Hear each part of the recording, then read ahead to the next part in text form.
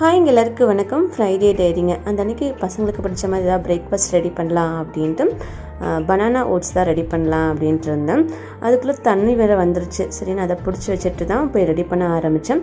இதுக்கு ஒரு வடக்கல்ல 2லேருந்து ஒரு 3 ஸ்பூன் அளவுக்கு கீ ஆட் பண்ணிவிட்டு ஓட்ஸ் எந்த அளவுக்கு வேணுமோ அந்த அளவுக்கு ஆட் பண்ணி கொஞ்சம் ஃப்ரை பண்ணிக்கலாம். அது கூட காய்ச்சி ஆற வச்ச பால், தேவையான அளவுக்கு தண்ணி ஆட் பண்ணிவிட்டு சிம் பண்ணிவிட்டு வேக வச்சிடலாம். வெந்த பிறகு டேஸ்ட்டுக்கு தகுந்த மாதிரி நாட்டு சக்கரை, அதுக்கப்புறம் 2 பனானா குட்டி குட்டியாக கட் பண்ணி ஆட் பண்ணிக்கிறேன். இன்னும் குட்டி குழந்தைங்களா இருந்தால் மேஷ் பண்ணி ஆட் பண்ணிக்கலாம். நம்ம வீட்டில் 2 பசங்களுக்கு பார்த்திங்கன்னா இது ரொம்ப பிடிக்கும். ஃபுல்லாக காலி பண்ணிடுவாங்க. இதெல்லாம் கூடவா ஆன்லைனில் ஆர்டர் பண்ணுவாங்க அப்படிங்கிற மாதிரி தான் எங்கள் வீட்டில் வாங்கி வச்சுருந்தாரு. எதுக்குன்னு பார்த்தா குருவிகள் வந்துட்டு வர வைக்கிறதுக்கு வேண்டிதான். அவர் என்னென்னமோ பண்ணி பார்க்குறாரு. பட் குருவி வந்த படே இல்லை. பட் செட் பண்ணோடனே அழகாக இருந்ததுங்க. நானும் கொஞ்சம் வீட்டில் அங்கங்கே செட் பண்ண சொன்னேன். க்யூட்டாக இருந்தது. இனி நம்ம நெக்ஸ்ட் டேட்டில் மீட் பண்ணலாங்க. தேங்க்ஸ் ஃபார் வாட்சிங்.